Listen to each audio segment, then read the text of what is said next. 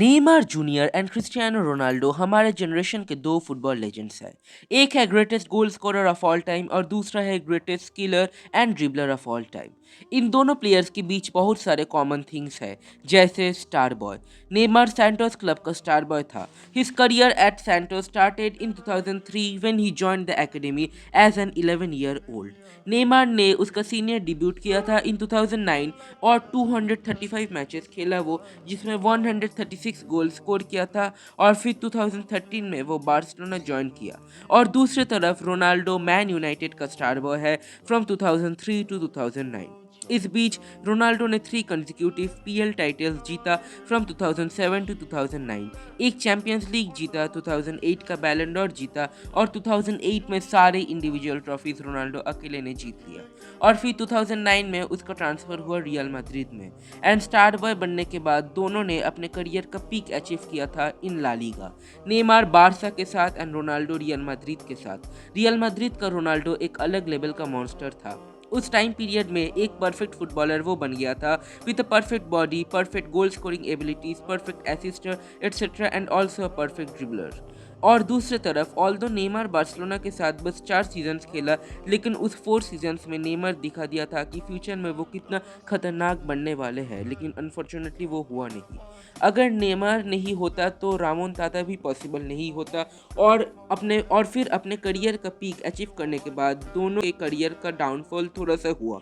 Neymar का transfer हुआ PSG and Ronaldo का ट्रांसफर हुआ टू जुवेंटस।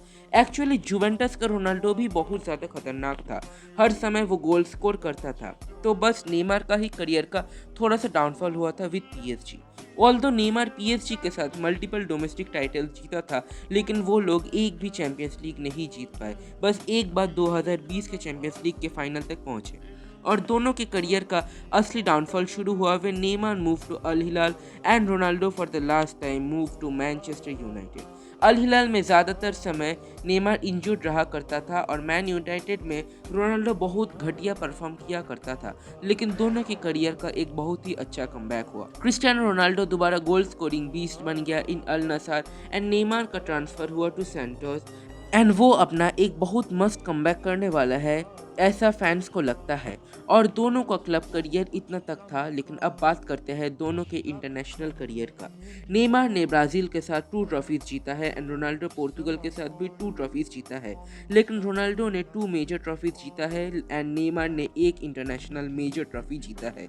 आज नेमार और रोनाल्डो दोनों का बर्थडे है। मैं चाहता हूँ आप कमेंट्स में लिखिए happy birthday to both of them. दोनों गोट्स है, एक अपने करियर के एकदम पीक अचीव किया, लेकिन दूसरा अचीव नहीं कर पाया क्योंकि एक के पास मेंटेलिटी था, टीम स्पिरिट था और हार्ड वर्क करने का इच्छा था, लेकिन दूसरा बस एक पार्टी एनिमल अपने स्किल पर निर्भर करता हुआ प्लस। एंड ऑल्सो नेमार का बॉडी भी उस तरह से बिल्ड नहीं है, इसलिए वो ज़्यादातर समय इंजर्ड हो जाता है। रोनाल्डिनो का केस अलग था, रोनाल्डिनो उतना ट्रेनिंग नहीं किया करता था, इसलिए वो इंजर्ड रहता था। लेकिन नेमार उतना ज़्यादा ट्रेनिंग नहीं, मतलब नेमार ट्रेनिंग हमेशा करता है, वो उतना ज़्यादा ट्रेनिंग मिस नहीं करता है, लेकिन अनफॉर्चुनेटली भगवान ने उसका बॉडी को ऐसा बनाया कि he was force to be always injured and the style in which he plays, that is also one of the reasons why he always gets injured. तो ये था आज का वीडियो। अगर आपको ये वीडियो पसंद है तो चैनल को सब्सक्राइब कीजिए, इस वीडियो को लाइक कीजिए। मैं मिलता हूँ अगले वीडियो में, तब तक के लिए bye bye and thanks for watching. And हाँ, कमेंट्स में प्लीज़ लिखिए आप इन दोनों में किसको ज़्यादा पसंद करते हैं। बाय।